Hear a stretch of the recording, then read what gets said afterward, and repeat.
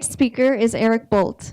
Eric has worked as a warning coordination meteorologist with the National Weather Service since 2005. Before his current position, he was a senior meteorologist with the National Weather Service in Montana and Oregon. He received a Bachelor of Science degree in atmospheric science from the University of Kansas. Please welcome Eric Boldt.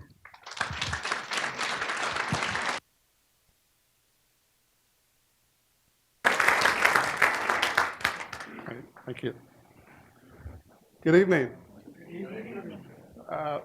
Why are so many people here? All right, before we get started, and everybody can hear me okay, right? Okay. Who thinks we're going to get over 30 inches of rain this upcoming winter? Hold your hands up. Hold them up, hold up. All right. You folks can all join me in the winter circle as we get to the end of our winter, okay? Maybe. That's a maybe. All right. We got a lot to talk about. I know everybody's really interested in El Nino, but I want to give you some basics too, okay? We want to start a little slow, talk a little bit about weather, a little bit about climate, and I guess we're going to go right through the discussion first before we get into questions, but if you really have a question you got to ask, go ahead, and we'll try to answer that. So, where do I point this to? Oh, I know, I got to turn it on. Sorry about that. There, it works. Give it power and it works. All right, I just want to give you an idea of who we are. We are National Weather Service. We are part of NOAA, and we're there in red. We're the first A in NOAA. So when you think about NOAA, oceans is the O, we're the A, okay, atmospheres. And we fall under Department of Commerce. So for about the cost of a Big Mac, you're paying for us to have people and computers and satellites and predictions and warnings about weather. Okay, so we're a pretty good deal, we think. But if you have any complaints, you can call my boss. Okay? So there's our other agencies, National Ocean Services, Marine Sanctuaries, which I'm sure everybody's familiar with. They fall underneath that. Marine Fisheries down in Long Beach, that's Southwest Marine Fisheries. There's a satellite division and a couple of research and operations as well. So that's the boring stuff, okay. But this is what we are, National Weather Service. The unique thing about our agency is that we have so many offices. And that means we can have people focused on small areas, focused on microclimates, and providing as much detail as possible in the forecast and then eventual warnings. So there's all the different weather forecast offices, 122 across the nation, including Alaska, Guam, Hawaii, Puerto Rico. River forecast centers, they give us guidance on what the rivers are going to do when we have a lot of water and flooding and runoff. And then we have 9 national centers. You may have heard of some of those. National Hurricane Center, Severe Storm Prediction Center, centers like that, and about 4,600 employees. And we are right in your backyard. Okay, we're right in Oxnard. Anybody know where the Procter & Gamble building is? We're kind of in an obscure little strip mall area. Back there are some different businesses. Separate building. We do give tours if you're interested. That's what it looks like. And again, we are a 24/7 operation. So what we are focused on are those 4 counties. We used to be in downtown Los Angeles off Wilshire Boulevard back in the 90s. And then when Doppler radars were installed nationwide, they moved our offices around and we came out here to Oxnard. So we focus on San Luis Obispo County down to Los Angeles County. That's about 14 million people. Roughly the 3rd largest population area covered by any National Weather Service office in the country. We follow Philadelphia and New York City. And also the 2nd largest media market down here in Southern California. The unique thing about us is that we cover more water area than land. okay, 60 nautical miles off the coast and including most of the Channel Islands. And we're focused on those all the time, 24/7. Our vision, which has kind of changed over the years, we want to see a weather-ready nation. That's our little logo up here in the upper right. That's where everybody is prepared and they're responding to weather-dependent events. So we aren't surprised when these big storms are coming in. You shouldn't be surprised. You're aware of what's happening, and you are on top of it just as much as we are because we're putting out information. These storms are well handled by computer modeling these days. So that's where you need to be involved. You need to stay aware of the situation when these big storms are approaching. The mission, obviously, is to save lives and property. And we do that through our forecasting and then putting out warnings. We'll talk a little bit more about some of this. Okay, let's get into some basic information. There's a lot of confusion sometimes between the difference between weather and climate. Weather is the state of the atmosphere. It's what's happening right now. It's about 6 degrees outside. The water temperature is about 72. That's the current weather.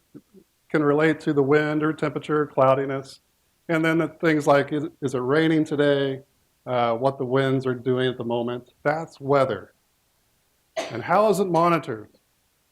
This is one of our forecasters in our office. One of our computer screens basically have everything at our fingertips in front of a computer.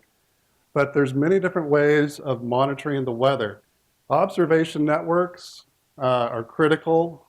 That's the ground truth. That's what's happening now. All that information is then fed into our computer modeling, as well as radar and satellite data. So the observation networks start with, we have a tide gauge right out here at Ventura Harbor. We have surface observations, buoys in the ocean. We also have humans, people that are volunteering to help us spot severe weather. I know we have one gentleman at least. Anybody else a weather spotter for the National Weather Service? Handful. So we have people who volunteer to call us when they have some damage or observe something significant right in their backyard. Observations look something like this. These are different platforms. This is basically a rain gauge. And then this is something you might actually see at an airport station. These are automated surface observation systems. We like acronyms, so we call them ASOS. And it has all the different elements on there. And eventually, a meteorologist can see a map of all those observations from many different platforms, and that's how we can observe the current weather situation. Here's another few pictures of observations. This is the Santa Barbara Channel buoy, if you've never seen that. This is the one that rides on top of the waves and gives us how big the swells are and the period between the waves. And it's also a redundant system, so there's two anemometers. In case one fails, the other one's still working, because it's often a very long time and process to get people out there to fix these.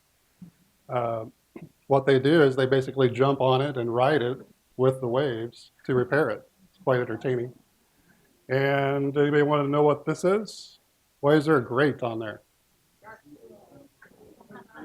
Well, shark's a little bit of a stretch, but sea lions, yeah, sea lions like to get on there and tip them over and things like that. We also get lots of observations from ships and airplanes, and then we still launch weather balloons twice a day across the country. Our office does not do that, but there's about 50 so offices that do to give us the upper level situation.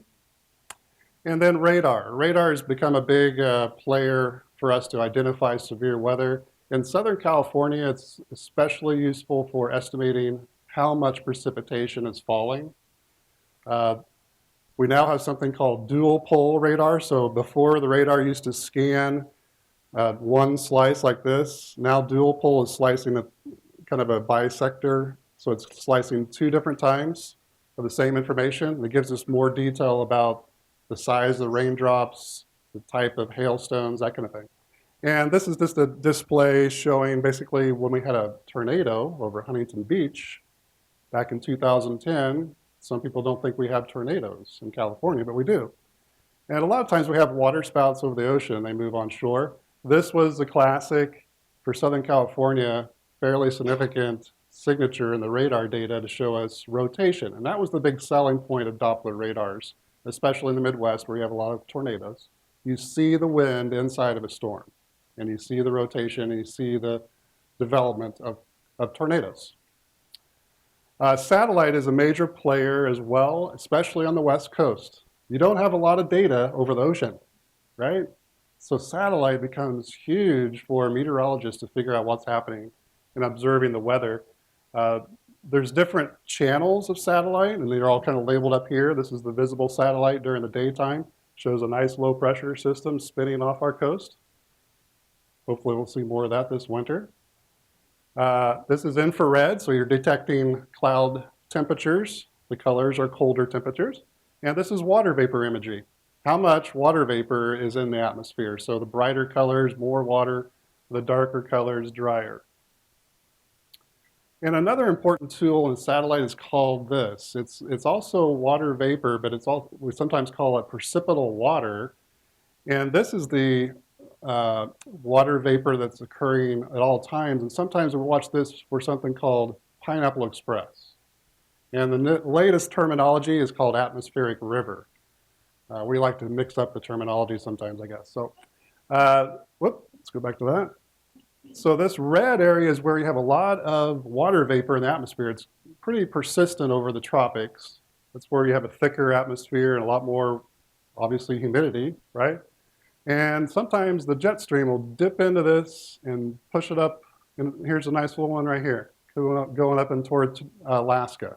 That's the kind of thing we want to see to bring us sustained rainfall across Southern California, but we don't want to see it stay around too long, because these are why we have flood problems. If that atmospheric river or that conveyor of higher water vapor stays over us for too long, that's when we have flood problems. All right. Also our computers. These are what the final results for us to monitor weather. We need to look at computer data to give us a forecast. Many different computer models, and it's up to a human to decide which one is working the best and which one we should be basing our forecast on. All right, what's climate? Here's the difference. Climate is what you expect, weather is what you get, right? So climate is that long-term average, and the thing to think about is a baseball player's slugging average. He gets up there one time, hits a home run, but his slugging average is not so good. That's climate. It's the long term. This is how we build what is our normal high temperature today? What's our normal low temperature? It's based on a long-term average. And then also we have a Mediterranean climate here in Southern California. That's how we determine our climate situation. And we can build maps like this. The normal precipitation looks something like that on the left, or on the right. Yeah, that's your right. So you can see where the higher precipitation is over the mountains, there in the blues, and the lower precipitation in the deserts and the inland areas. So some of the ways we monitor climate, there's many different observation platforms out there. Some of these are labeled up here. We have something called a co-op program, which are volunteers. They can be Forest Service, Park Service, fire departments, ranchers, people who are in one place for a very long time, sometimes generational, passing this down. And they are required, and they volunteer, to give us high-low temperature and precipitation every day. That's what the Co-op Observer Program is about. It's been around for 100+ years. Some of these other ones, there's Snowtel in purple, the RAWS sites in the dark blue, that's Forest Service, or maybe County Fire has those out in the forests and the higher terrain. The light blue is either Weather Service or FAA now controls those for the airports. And there's all kinds of other ones. Even your backyard sensors are going to get on the web and get out there into our observation network. This is what it looks like nationwide for just the co-op program. Over 11,000 volunteers taking observations, and that's building that climate record. that we need to understand what's going on with our climate and climate change. Then it becomes a global look and many different ways of seeing temperatures across the globe. You can see how the United States is a lot more densely packed with information, but you do have a good network across the globe. But take a look at the oceans, right? Not much data to look at over the ocean. So it is kind of hard to get that ground truth over the ocean. But does anybody notice it's been really warm? Okay, it's not just Southern California. This is a look, the most recent one for the calendar year. So this is January through August. Anywhere in red basically is showing we're getting much warmer than average or we're hitting record warm. And you don't see a whole lot of blue on the map, right? So we're now 1.51 degrees Fahrenheit above normal globally. And it's running in record first place for the warmest in 136 years of data. So this year we'd be setting the record for global temperatures, land and ocean combined. And that's important. It takes a long time for the ocean to either cool off or warm up. So we're talking about the combination of both land and ocean. Okay, let's talk about our nemesis, the drought. Why has it been so dry? Well, part of that has been temperatures. The last 4 years, we've been seeing a lot of red on maps, and that's again showing we're much above normal temperature-wise. So this calendar year, anywhere in red is basically the warmest on record, and if you can turn your head sideways, 1895 was the original record keeping. That's when most of these records started, and most of Southern California is getting into the red zone, right, for records warmest. And it looks something like this over time. So if you go back and plot, and the explanation with this chart is, this is for all of California and the average mean temperature. So combining minimum temperature and maximum temperature, this is what it looks like. Back in the 1800s, it was about 56.5 degrees. Today, this little running line here is more up here closer to 59. And then over the last several years, you can see how we've jumped here just in the last 4 years, and we're over 61 degrees on average for the whole state of California, not just Ventura, not just the South Coast, the entire state.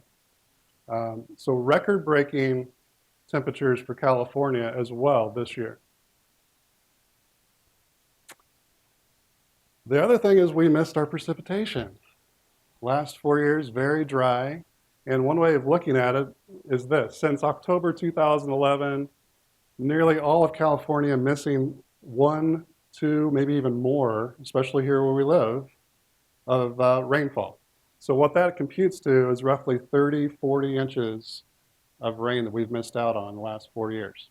That's why we're in the worst drought on record since we've been keeping track of these things. Another way of seeing where the droughts are, I kind of picked this map here to kind of show, this is 48 months. So if you add up all the data, we should be closer to this 90 inch line for the state of California. And so when you see the big dip here, this is where you're getting closer to 60. That's a good 30 inches below normal for the state. But you can kind of pick out where the droughts have been. Here was early 2000s. Here's 91, 92, back in the 76, 77, and so on. You can kind of see the duration and the amount of drought. Has anybody seen this before? Drought Monitor? This is something our agency helps provide information for. And this started back in 1999. In the last 18 months, we've seen a lot of this really dark red, which is the D4 category over California. That's the first time we've ever drawn that category in the state. Pretty significant. But here you can see that this doesn't change too much. It does change when we get more rainfall, but it also takes into consideration the impacts. The wells drying up, farmers having trouble with crops or animals, all those other impacts that come into play when you have a drought. And drought's very hard to measure because of that. It can be a very long event to get to these worse and worse stages. This is what it looks like for a close-up of California. So there have been some improvement, especially in the northwest part of the state. The high desert, they had above normal monsoon rain, so they kind of bumped that up over there. But for the most part, right here in the heart of California, 46%, which is actually improvement over a year ago, is about 58% of the state. Okay, that's where we are currently. One thing that people don't realize is the number of trees being impacted by the drought. Not just in your backyard or in our cities, because we're not watering them as much, or we're not getting as much rain, but in the national forests, they've done a lot of flyovers. This is from the Angeles, Los Padres National Forest. They've flown over a lot of the forests. You can find maps about this all the way up California, and they've estimated 12 million trees are impacted by either drought or disease. And they look like this, big swath of brown. This is up in Fraser Park.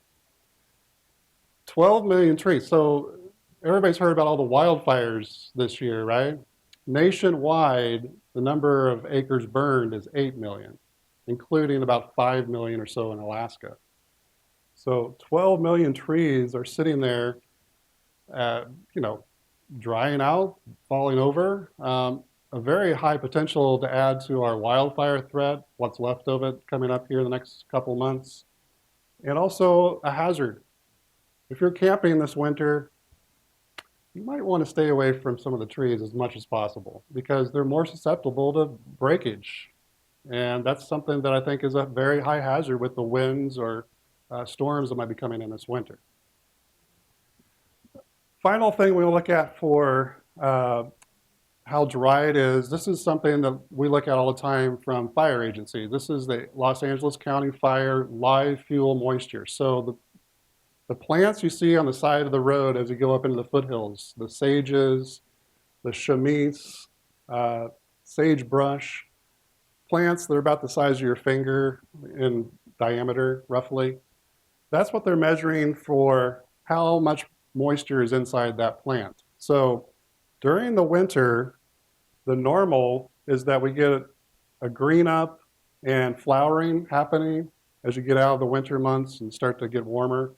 And then typically you lose your rainfall and the moisture depletes and it bottoms out here in the fall. That's the normal. Back in 2014, we started late, peaked up here close to normal, but then it really crashed and got down close to this really solid line, 60%. This year, we peaked early, dropped much faster than last year. Then we had a little bit of rain in July from a tropical storm remnant moisture called Dolores. So that bumped it up a little bit. Then we bottomed out again. Then we had another little remnant rain from Linda, a couple of tropical systems. But anywhere in this red box is considered very critical by the fire agencies. Things burn rapidly at that level, especially if it gets down below 60%.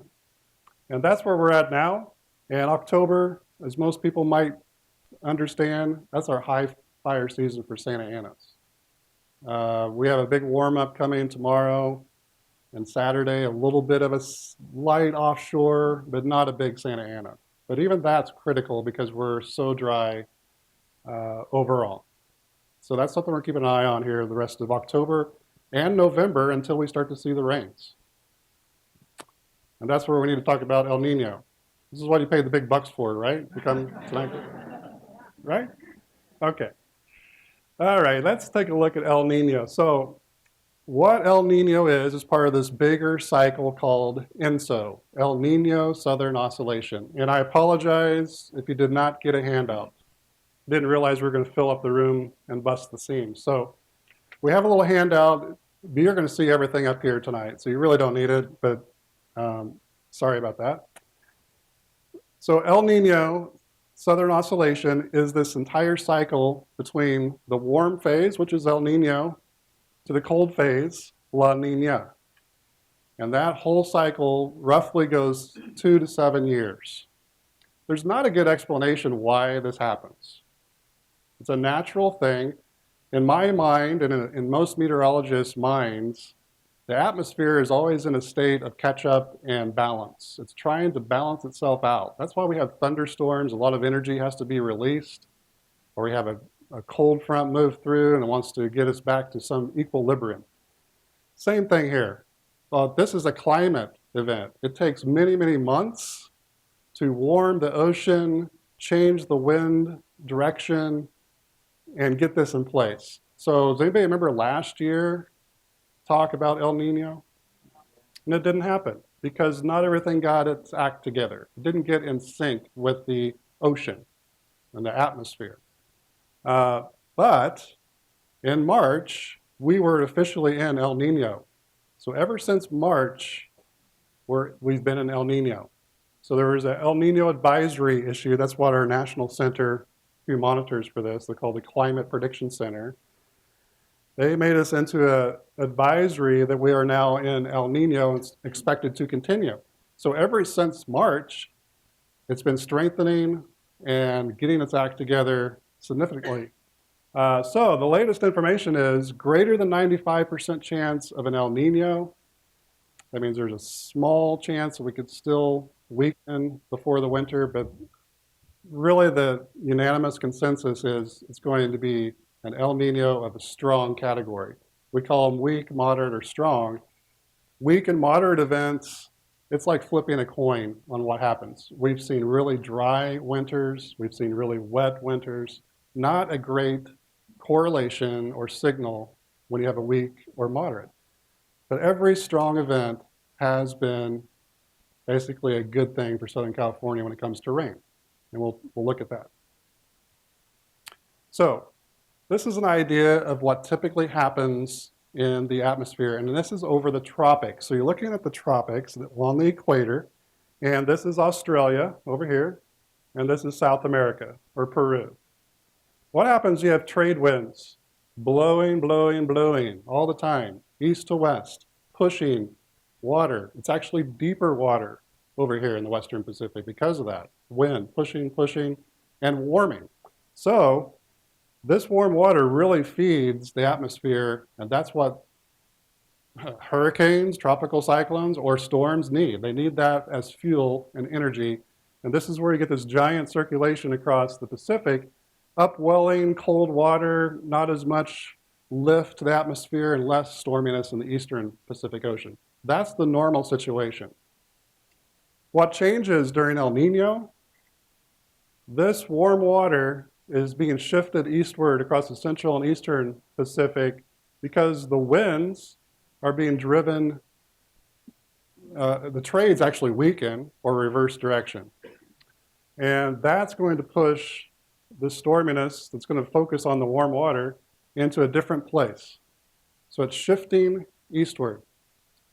And that's going to drive El Nino to the east, and that's going to help us get more storms. So one thing I want you to remember tonight, if you don't remember this, I'll come back and give you a test, okay? El Nino doesn't come to California, and Godzilla is not going to come up to California, right? El Nino is this change going on in the tropics. We're warming, we're changing the winds. That's the change that's driving our atmosphere and driving more storms toward California. So the storms are going to come because the El Nino is occurring there in the tropics. And we'll talk about the warming and the ocean water off our coast. One of the things that we measure and what's out there to measure this is called the TAO, T-A-O, Tropical Atmosphere Ocean Project. This is this array of buoys. And they look like, here's a picture one on this image, and here's kind of a drawing example of all the different instruments on there. But these are all the different buoys lined up on the equator, 10 north to 10 south, from Indonesia and the Western Pacific all the way over here towards South America. So about 70 buoys that are there in place to measure this. Some of them have a little more instrumentation on them over here, and some of the red ones. a little bit of difference, but basically they're monitoring for the temperatures and the winds. Now I grabbed this today to give you an idea of what things are looked at to determine what's going on with El Nino. This is a satellite image from Japan. The Japanese have a satellite in the Western Pacific Ocean. You can find all this on the internet. It's great stuff. And this is our satellite over here, the goes west satellite that we look at. So this is California. It's kind of hard to tell. Here's Central America, South America. Here's Australia, Indonesia, and the Western Pacific. And I kind of put a box across the tropics. So where you see cloud cover, that's associated with all the warming happening over here on the sea surface temperatures. This image down here is basically showing where the clouds have been over the last 4 weeks. Anything in blue is clouds. Anything in orange is basically clear skies. So El Nino is a worldwide impact, not just in the United States. So when all this shift happens to the east with the warming, more clouds and storms, more precipitation for the southern part of the country. Over here in the Western Pacific, droughts. Indonesia, Australia, India. They had a very small Indian monsoon this year. So this gives you an idea. Last year at this time, if I put this box up here, this would all be black with no clouds. And that's why El Nino was not happening for us last year at this time. Okay, so everything is still looking good. Now, this is the sea surface temperatures and how much warmer than normal. That's what this is showing. This rectangular box is again right in the center of the Pacific, and it's called the 3.4 region. You don't have to remember that on the test. But this is the important area that they're monitoring for the strength of our El Nino. And you can see, typically this warming would be over here in the Western Pacific, but it's shifted to the east, and we're talking 2.5, 3 degrees Celsius above normal. Right, the latest average for this whole area is 2.4 degrees.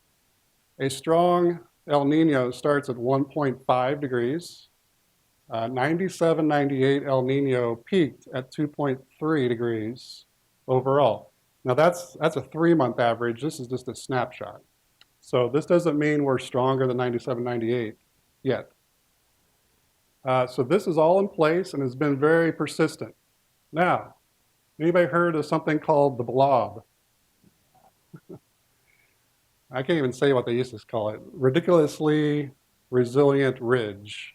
That was the first little phrase that somebody used. That's because high pressure was over the Eastern Pacific Ocean and it was blocking all of our storms. So it was parked right here, and all the storms either weakened as they came into that, or they moved over the top and then kind of centered on Boston. So if you had friends back east, they were very, very tired of snow and cold. That was what was happening. So the high pressure just kind of tends to block everything. And that's been there in place for the last 4 years. No good explanation why. They've tried to link it to climate change. They haven't found that link. Just calling it a natural variability in the atmospheric situation. It's kind of like rolling the dice 4 times and getting the same number. It can happen, right?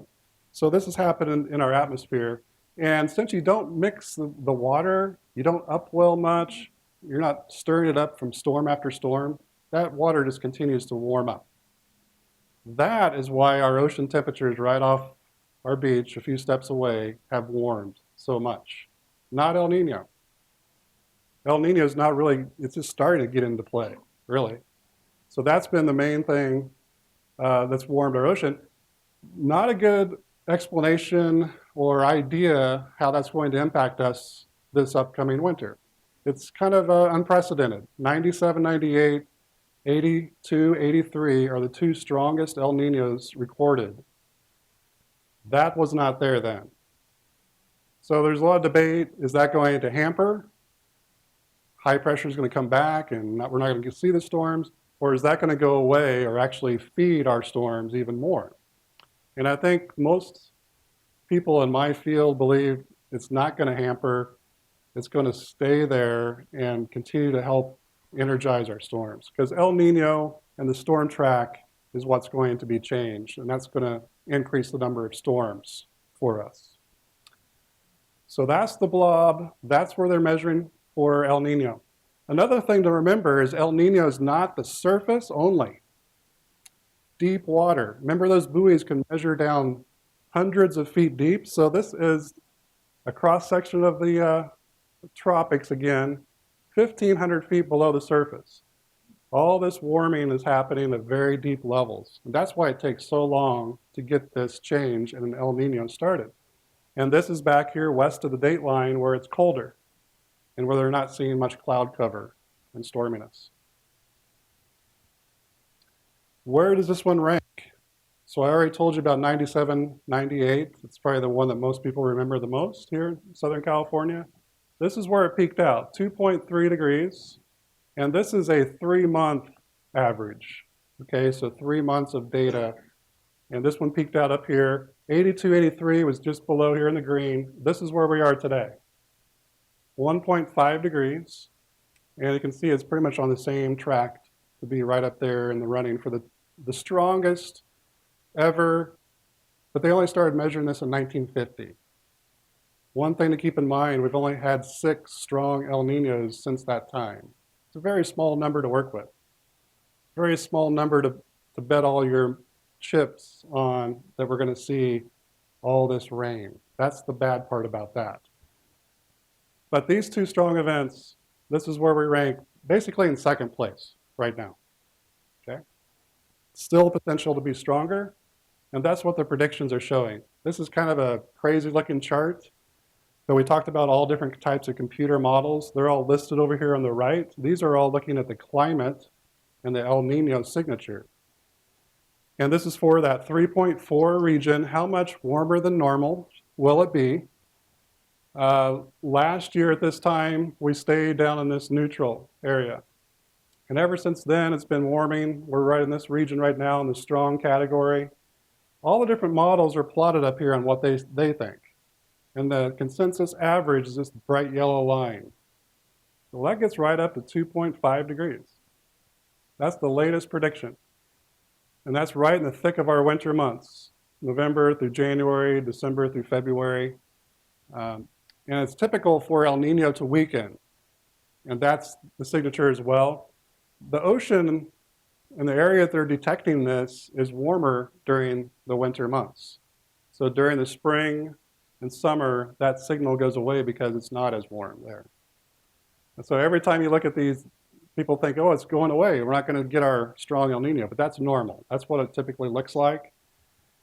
And I should point out, there's never been 2 back-to-back strong El Ninos that we've seen since 1950. So one year could be strong, the following year could be another El Nino, but it may be that weak or moderate and not as significant. Or we could even drop into more of a neutral phase in just 1 year. And in fact, most times when you look at the precipitation, we have a pretty good outcome with the strong El Nino, but the following few years, we get back into a dry pattern. So something to keep in mind about the drought. Talking about precipitation, and this is, I'm just going to pick on downtown Los Angeles because that's where we have a lot of people, and this represents most of Southern California in general during the strong El Ninos. So this is all the past strong events, starting back in the 50s. And then here we have 82, 83, one of the strongest. Here's our strongest recorded, 97, 98. So over 30 inches plus for downtown Los Angeles. That's why I took the picture, by the way. Okay, you remember. An average is only 15. But every one of these has been above normal on the strong El Ninos.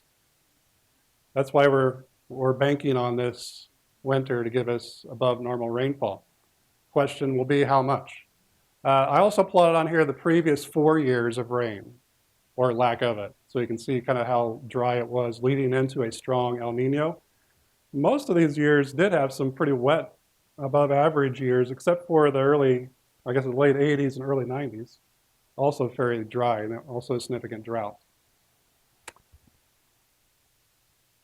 Another way of looking at it is how the whole state has been impacted by strong El Niños. So again, we're pretty confident we're going to have a strong event. And this is what's happened historically, and that's what we really have to kind of base our forecast on. So here's the two strongest, and here's 97, 98. The whole state benefited. So when we talk about a lot of rainfall for the lower elevations, that means a lot of snowpack in the higher elevations. The only caution there is that El Nino is warm. You're bringing storms up from the south, not as many coming down from Alaska. So it's a warm winter, and the snow levels could be a little higher. Somebody was asking me, it's going to be a great snow year at their house. And I said, what's your elevation? And he said, 5,000 feet. Probably a little too low during El Nino. You're probably going to have to go higher to get the snowfall and the deeper snowpack during El Ninos. But during those strongest events, definitely had widespread snowpack, oftentimes 200% of normal. Okay. The only issue here, some of these strong ones have been dry, Central and Northern California. And there's the two events, even at the early 70s, a little dry way up in the northern part. So again, the storm track is across the southern part of the country. The farther north you go, the less likely you're going to see as much rain. And that's pretty critical for water supply. Our major reservoirs, a lot of water districts that rely on California water projects, get their water from these big reservoirs, and they could be dry during a strong El Nino. So that could be a factor in getting us out of the drought because we may not see as much rain up across the north. And the snowpack could melt off earlier because it's a little warmer scenario. So the official forecasts, again, these are long-term forecasts based on historical information and what's happened in the past. And you see a broad swath across the southern part of the country of wetter than normal. And the numbers, I wouldn't get too carried away in what's 50% or 60%. Where it's green is where they expect to see rainfall. And this is during the bulk of our wet season. Our wettest months, typically January through March. El Nino doesn't mean an early start to the rain, necessarily. We always see a couple of storms, late October, November. The bulk of our rainfall is going to be centered where it normally would be, in the January, February, March timeframe. And then temperature-wise, you saw the big picture, how warm it's been. The prediction for temperatures has been above normal in the west for years, and that's panned out. The only reason they drew some cooler areas was basically the number of storms that could keep a little more cloud cover and storminess across the south. So when we talk about El Nino, we tilt the odds of an above normal rainfall, especially in the strong category, and that's what we're looking at. We have to keep in mind that the one strong El Nino is probably not going to totally end our drought. We could have a big dent coming into our drought situation and improve things dramatically. But there's a lot of groundwater that's been sucked out of the ground, other things that have to be filling up that we probably aren't going to see. If we're 40 inches, 30 inches below normal, and we typically get 15 inches, we typically don't see that amount of rainfall in one season either. Okay? And the other thing is the fire season. We still have some heat waves like we're seeing this next couple of days. We still are in the thick of our Santa Ana season, so we have to be prepared for wildfire season and not forget about that. So some of the potential impacts, we have to just look back at what happened in 97, 98. I think a lot of people remember about coastal erosion and damage at the beaches. Some people said they don't remember the flooding as much as they do that. The big storms, they have a lot of fetch, they catch a lot of wind over a large time over the Pacific Ocean, and they come crashing into our shores. That's the potential this winter. El Nino doesn't necessarily mean more intense rainfall. That happens every year. If we get a thunderstorm, last December we had probably the heaviest rain rate in my career. It's like 1.15 inches in 14 minutes. That's what caused, yeah. That's like 1,000, everybody's heard 1,000-year storm or 1,000-year rainfall. That's the kind of rainfall we had that caused the debris flow over at Camarillo Springs at the recent burn area there. That can happen any year. So what typically happens during El Nino is you get this big conveyor belt. We talked about Pineapple Express. You get several low pressure systems, different storms, basically one after another, lined up and coming into California. So you get rain, maybe a short break, more rain, short break, and a lot of rain at the end. By the third storm, we can't accept any more rain. We start to saturate, we start to see the water run off, and we get the flood problems. That's what we're going to be monitoring for this winter, is that third storm coming in and kind of giving us that wallop of potentially heavy rain and flooding. So storms capable of multiple impacts. Again, January through March, that's our biggest time frame for storms. Multiple impacts are things like high winds. And again, talked about the tree disease and dying trees in the mountains. High mountain snow and the flood potential. And then debris flows. If we do have any more burn areas and you live near one of those burn areas, be on your toes and know what debris flows are all about. That's where the intense rain causes land and debris to move quickly, within minutes. Heavy rain, debris flows happen within minutes. So what should you do? Stay aware of the weather. Like I said, this isn't going to be a surprise. We're pretty good at picking out big storms. Computer models are pretty good at finding the big storms. So when we see those coming, we'll be posting things out there. We put things out as far in advance as we can, especially to city and county emergency managers and public agencies so they can prepare, fire agencies. Social media and the web, and then the local media is going to pick up on it. So you'll start to hear the media talk about it. You'll see Dallas Rains up there, and he'll be pointing at the screen and doing all these things, right? He'll be giving you that information because we're giving it to him. So like I said, advance notice of the storms. Some ideas for you, if you have some water issues around your house, fix them now, right? If it's going to rain, this is the year we're going to get some heavier rains. I bought a rain gutter for my back patio because I need it. Let's do it. Fix it up. Check your emergency kits. Some people have thought about flood insurance. Okay? One thing about flood insurance, it takes 30 days for it to be started, right? So don't wait till the storm comes because it won't matter. Buy it now because you need 30 days before it takes effect. And also know how to receive notifications about warnings or even the watch. The watch means the potential is coming, maybe a day or two in advance. We put that out. The warning is when we're monitoring the radar, the gauges, the data, and we're giving you more like minutes to hours to take action. I have an example of weather radio. Here's one that has a crank on it, has a light on it. You can charge your devices on it. It's great for earthquakes, perfect for weather. It has a weather band on here, so if we trigger an alarm, flash flood warning, tornado warning, whatever it is, this will alert. Battery backup as well. That's the kind of thing you can have. Everybody has smartphones. A lot of people have smartphones. You'll get a warning on those as well.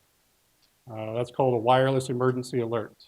So everybody received an amber alert or flash flood warning. Okay. That's all I have. I want to thank you for having me. And also, social media is big, right? So we have it all. We have Twitter on the left. That's our handle, NWS Los Angeles. We do a YouTube briefing. I will update this El Nino presentation in about a week and a half because they're going to have us like an official winter outlook. And I'll put that on YouTube. Also Facebook. So we have somebody dedicated just to social media because that's how big social media has become. During a storm, when there's significant things happening out there, follow us on Twitter or Facebook and we'll get you some more information.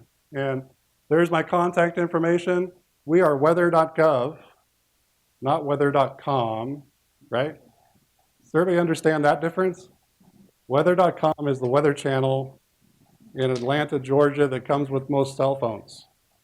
We're weather.gov and we're right in your backyard. And we live here, we enjoy the community. We want to give you the best information we can and get you the warning in advance. So thank you very much, and I think it's time for questions.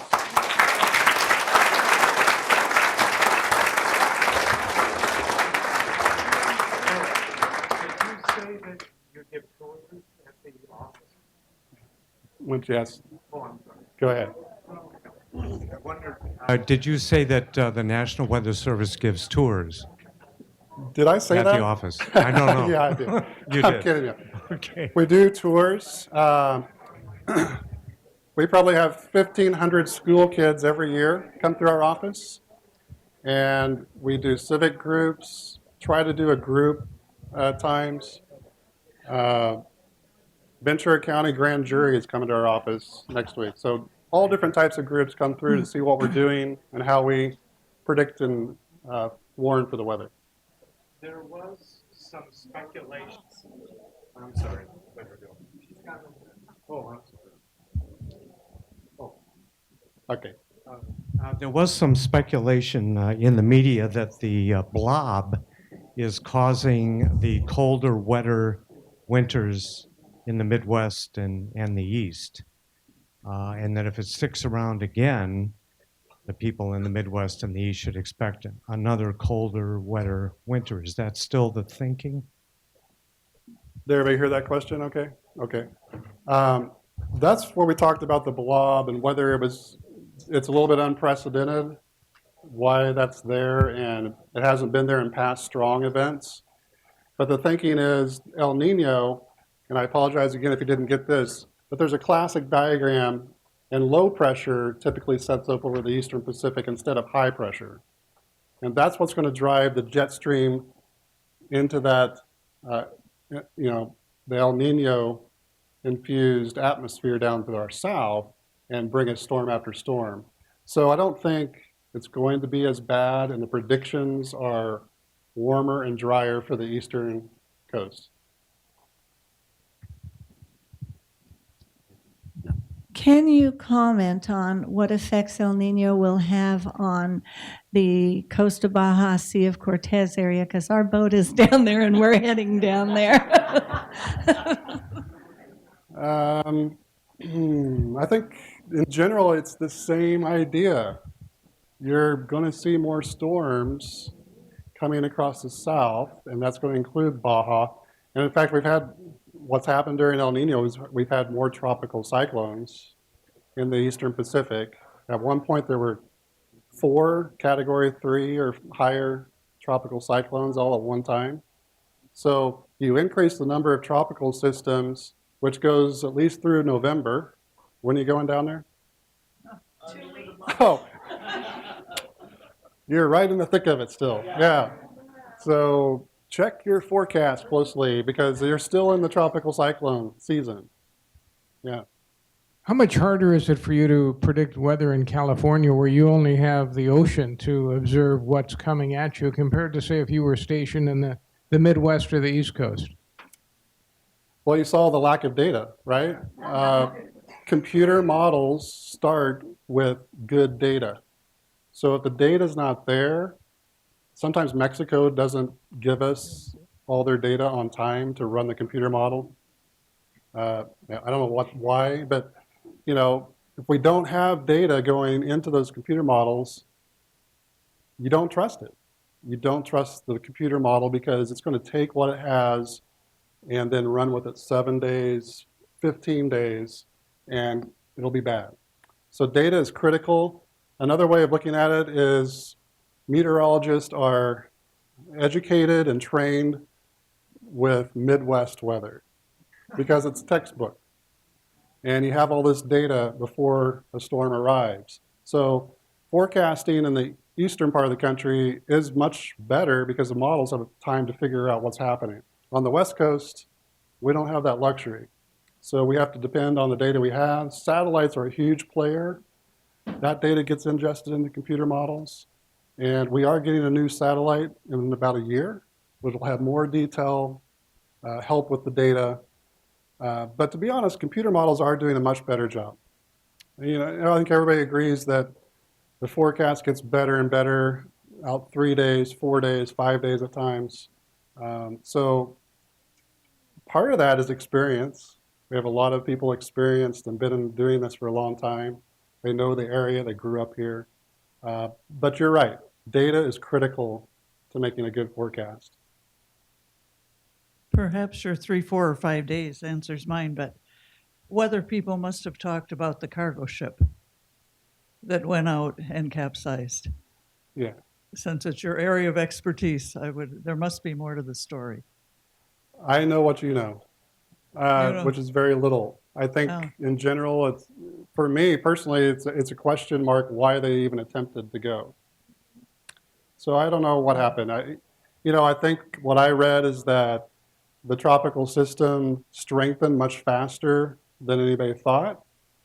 And to be honest, the strength prediction of hurricanes is not good.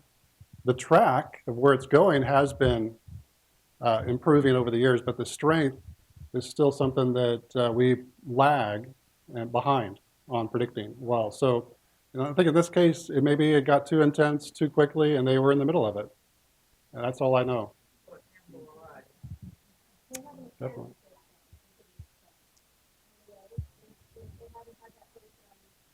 Okay.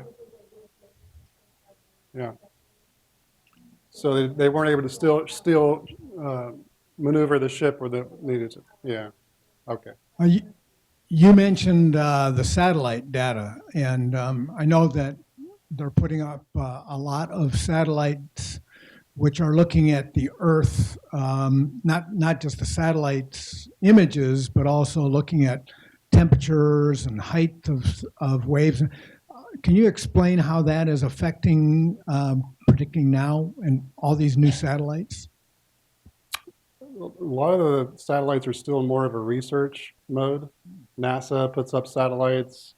They gather all this data and they do a lot of research before they actually share it in operational sense with us and with other agencies. So a lot of the data I don't know much about. I'm used to looking at the ones that we have operational every day. But I know there's many different types of satellites measuring. We have some of those feeds. They can measure the wind, waves, different things that are quite amazing. Can they measure the temperature of the ocean on a very, very high resolution? I believe so, yes. At least the top part of the ocean, not the depth. But yes. We have time for one more question. Thank you.